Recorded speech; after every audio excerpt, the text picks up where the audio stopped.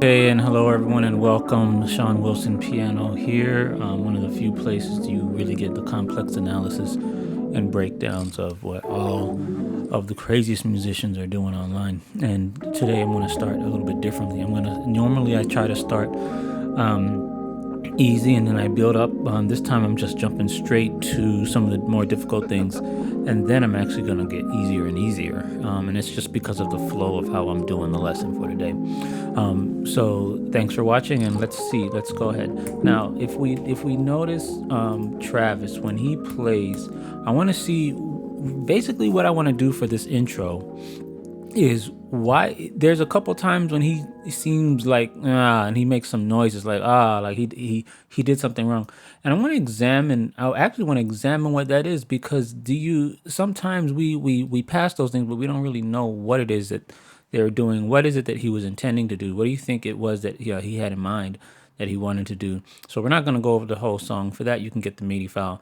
And by the way, literally thousands of people have purchased MIDI files since I've started this. I don't know. Gumroad, I think, told me about 3,000 to 4,000 people since we started. So people are buying these, and I suggest that you go ahead and get the MIDI file if you want all the chords.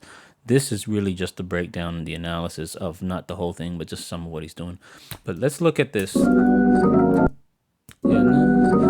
this song is "Great Is Thy Faithfulness," by the way. So if you're not familiar with the hymn, this video may not make a lot of sense to you. You may have to go listen to that so that you could at least understand the contextual significance of what's going on here.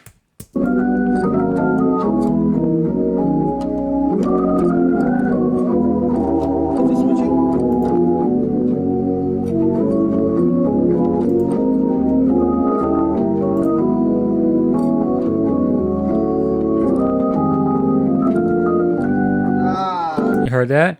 You heard his noise there? He wanted to do something. What was it that he wanted to do at that point that he doesn't like? All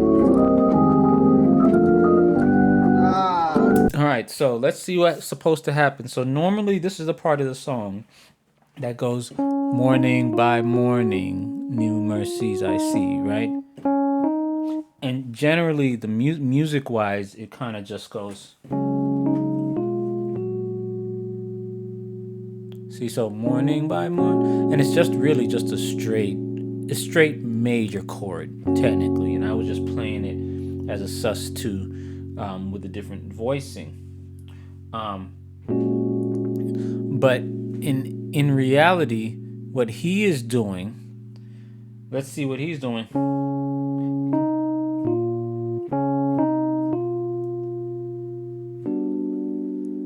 You see how that sounds?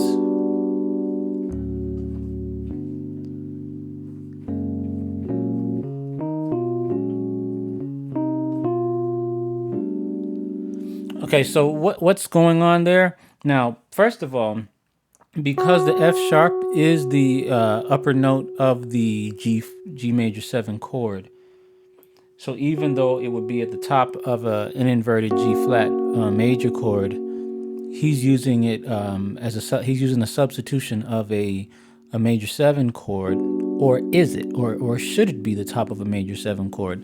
And let's see what actually happened here. Okay, so in reality, it sounds as if, and in my opinion on what happened here, is that he, in the bass, I'm hearing an F sharp, not a G.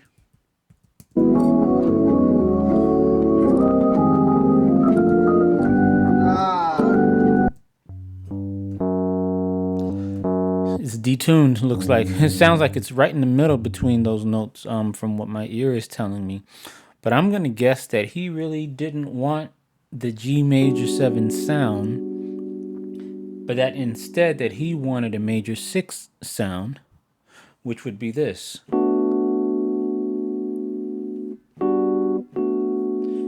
So the difference between the major 7th sound and the major and the major 6 sound in that context would be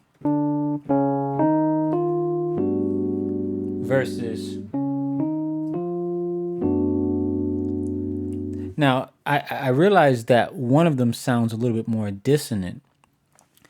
But if you look and see how he corrects himself after it, look what happens.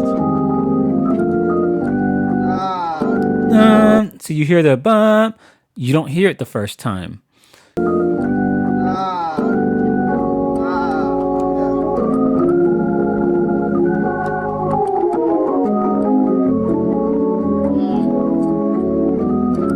Okay, so there's a lot going on there. So I want to examine that part too.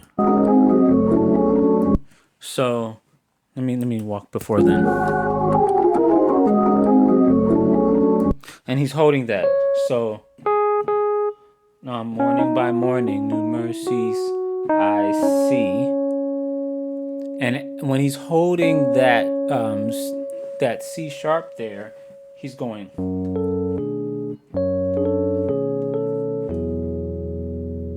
So he's going really, you can see it as maybe a 2-5-1 in the key of E flat.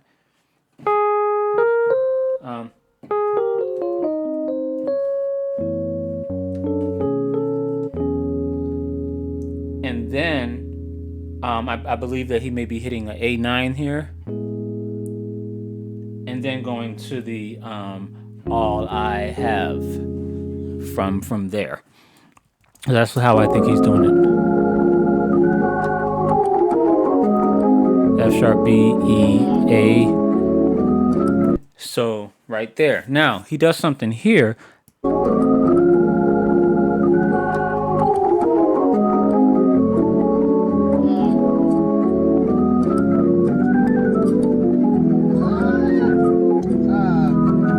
I see you don't sound happy there either. What do you think happened? What was the intended movement?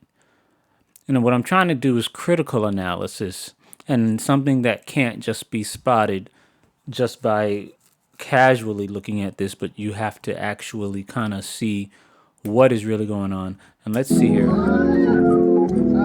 See that part? So all I have needed. So he's going, all, remember he's walking up from that D flat. All I have. Now, normally, let me go back to how the song would normally be played. So all I have needed. Okay, so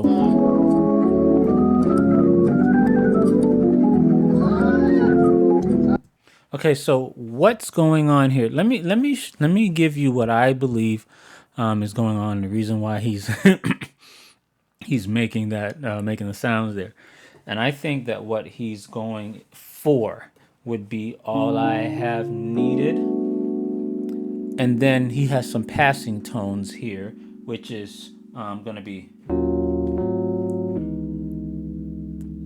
and I think that's what was intended. So basically, because I'm on a keyboard and I'm playing those bottom notes on an organ, his left hand is doing this. So the left hand is doing, so but what's going on is a 2-5-1 to the C sharp, right? 2-5-1. But what happens if you look at this closely, what actually happens though Here it is. 2, 5, 1. He on the one, on the one, which is a C sharp, he intends to play an E flat major 7. That's his intended. And do you see where his hands are? Right there. He plays a E instead. So what he's doing, the reason he's making the sound, and remember, we're doing complex analysis here, so we're trying to find out the reason. What was his intended movement?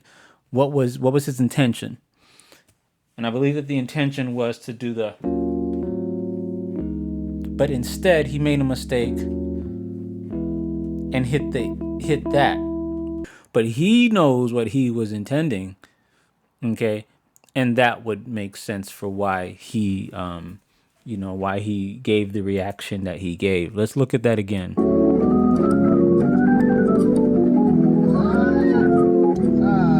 See, and then look at that, how he corrects him. You see that? He corrects it and puts it back. But when he first hit it, he hit an E, then corrected it and hit an E flat. Now, I want you to watch it again.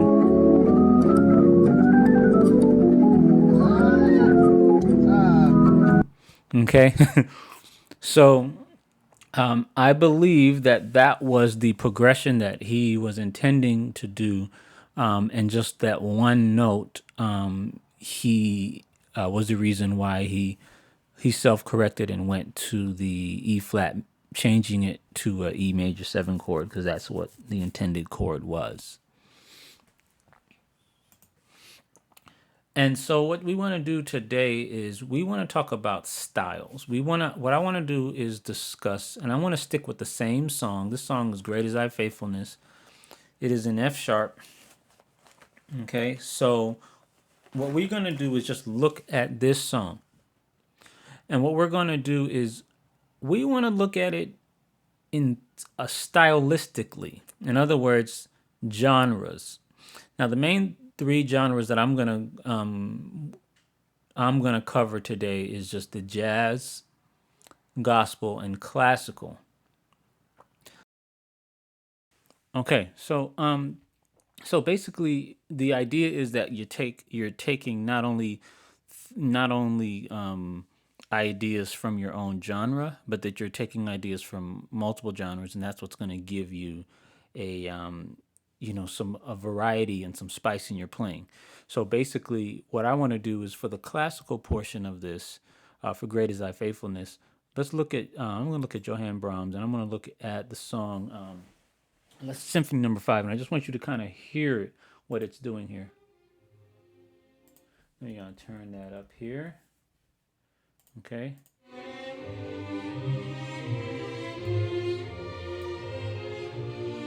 Okay, so this is the song. So do you see how the classical style is? A lot of minor chords. You see minors? See that? Okay, so I want to use that same style, right? So to play an intro, I want to do not total praise. I want to do Great Is Thy Faithfulness. I want to do an intro, but I want to mimic that style as much as I can. So that style, now it says in F major, he's going.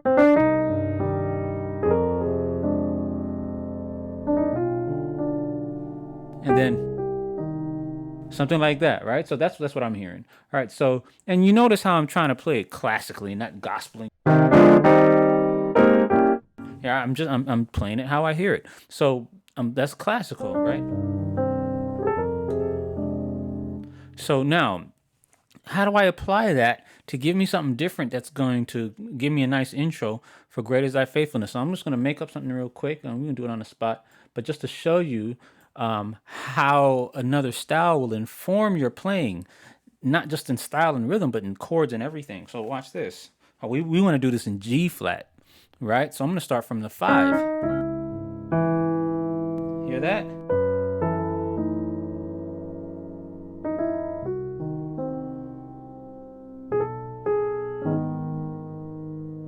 And I'm going to keep going, just assuming what they would do.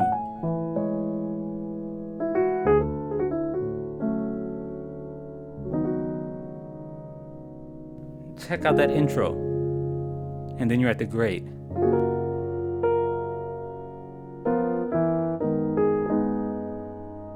You saw that?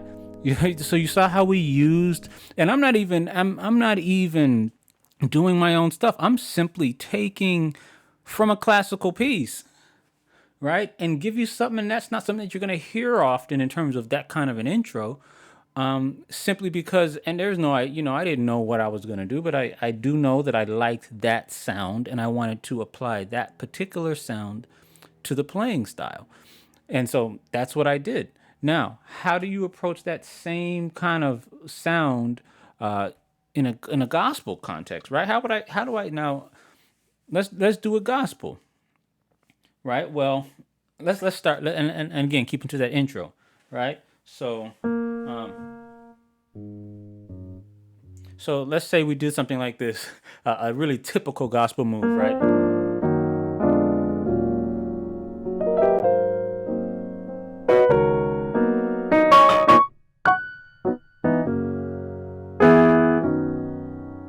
Something like that.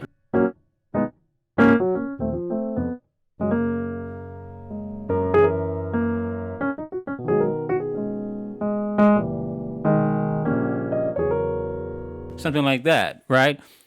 Totally changing up not only the chords, using more diminished, using a lot more passing, but notice that the timing of it and the rhythm, dun, dun, dun, pa-ta, I was trying to follow that kind of a rhythm. Doesn't mean that that's how the person was playing, but I'm just kind of giving you an idea of the differences of genre that the classical and the gospel approach are going to look at it in two totally different ways. All right, let me go on to jazz now. So I need to stop and see. So how do we appropriate the jazz language or some of the elements of the jazz language into our playing? So let's do this. I'm going to bring up Spotify. I'm going to put in a jazz player that is very respected, Coltrane, which I searched for before. And if you put in Coltrane and you look on his songs, you'll notice that the number one song at this point on Spotify, looks like 32 million plays, is In a Sentimental Mood. So let's listen to that.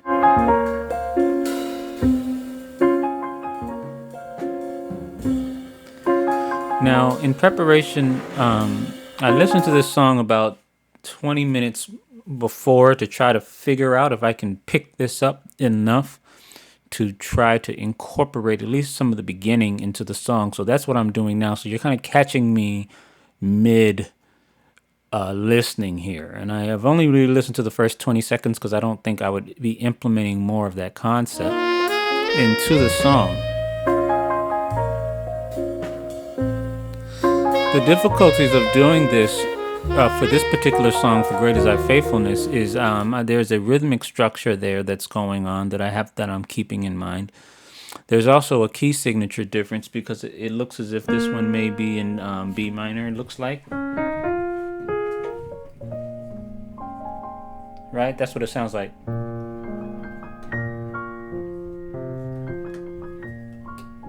So it sounds like that's what it is, and you can't see what I'm doing, can you?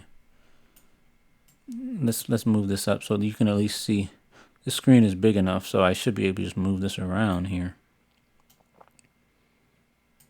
Okay, so that's the 4, and then back to the 1. Okay, so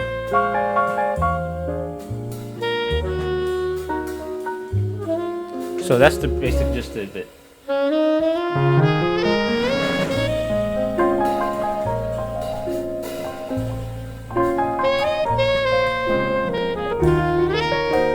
All right, so there we go. So I think I've got it. So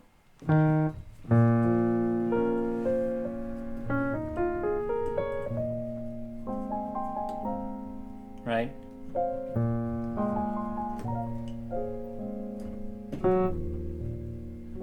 All right, so that's the kind of the style. Now the difficulty of this one is obviously this song is in a different key. and I can't use transpose. I'm unable to use transpose because it kind of tricks my ear and messes with it because I'm playing one note on the keyboard. I'm thinking, what in the world? That's not the right note. My ear is messed up, so I'm not able to.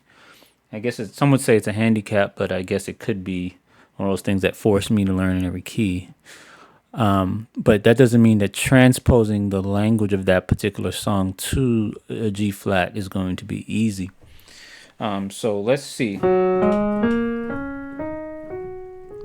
Right, if I'm in G flat, I'm in here. Right now, remember, great is thy faithfulness. We're trying to get there. That's where we're trying to get to. Right, so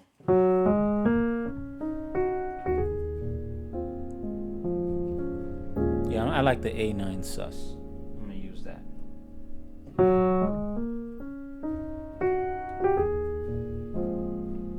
And then I should do that.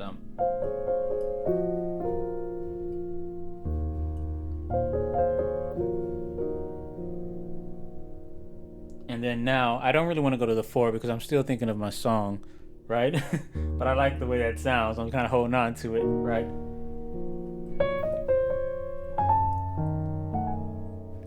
Right, and now I'm thinking this serves as a secondary dominant. Thinking a 2-5-1. I need to get to that G, and then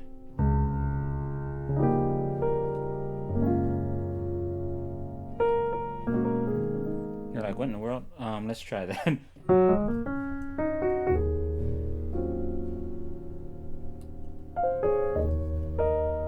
Now I'm just kind of playing with it. I don't have to do the right.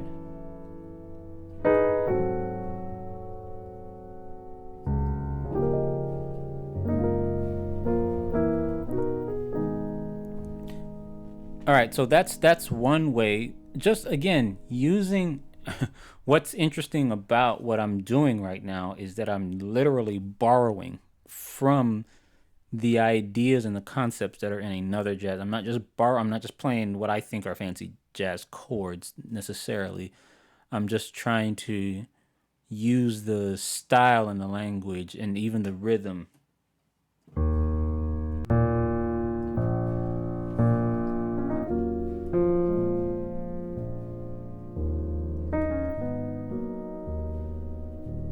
Right? I was kind of trying to hear that rhythm in the back of my head, you know, and so that's what's going on. Now let's say, let's take a little bit further. Okay, so we did a classical example, which I wouldn't remember what I did. I'd have to rewind the video, and I'm just talking right now, so I'm not gonna do that. So how would we? Okay, so let's say this: we're gonna play this song using the jazz construct intro, but we want to bring in some gospel voicings, but still underneath the jazz, if that makes any sense. But I mean, that's what we're all supposed to be doing, right? Because it's one thing to play the pure language, but if you're improvising, you are borrowing from not from other genres. In the jazz,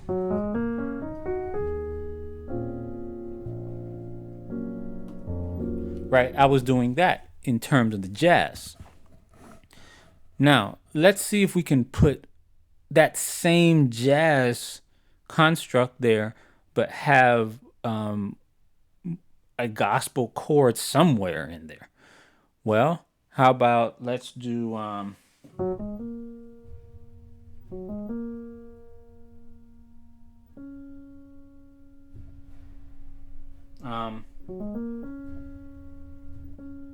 okay, I got one. Okay, here we go. I forgot it.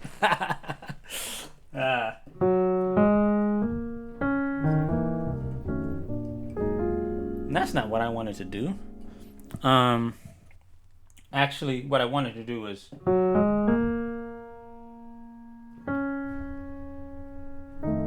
yeah, I want it there. All right, so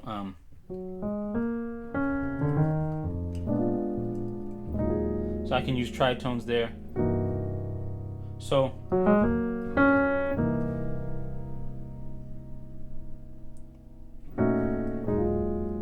and I can do the 6 there.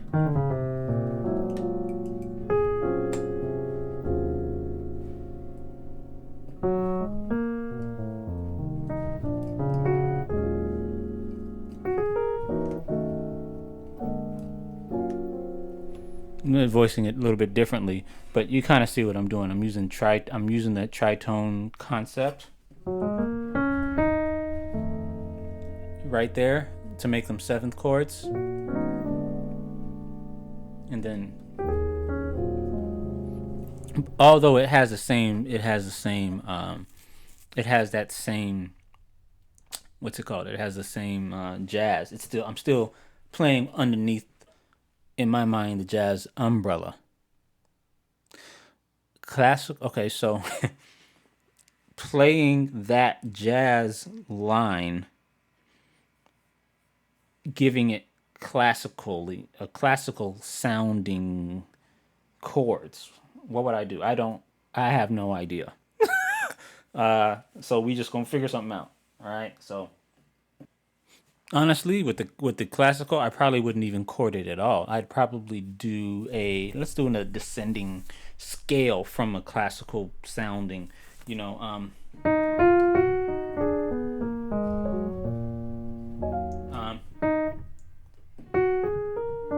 right, something like that.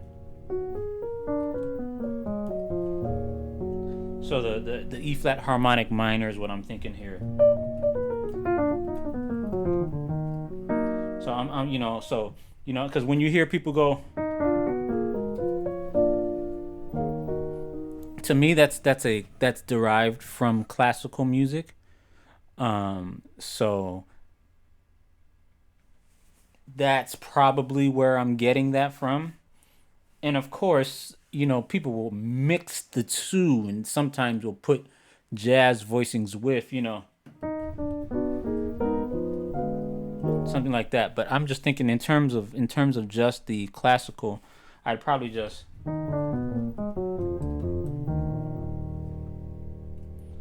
But again, this is my jazz intro. This is my jazz intro. And if I want to choose to use some gospel chords, if I want to choose classical, or if I just wanted to keep it jazz,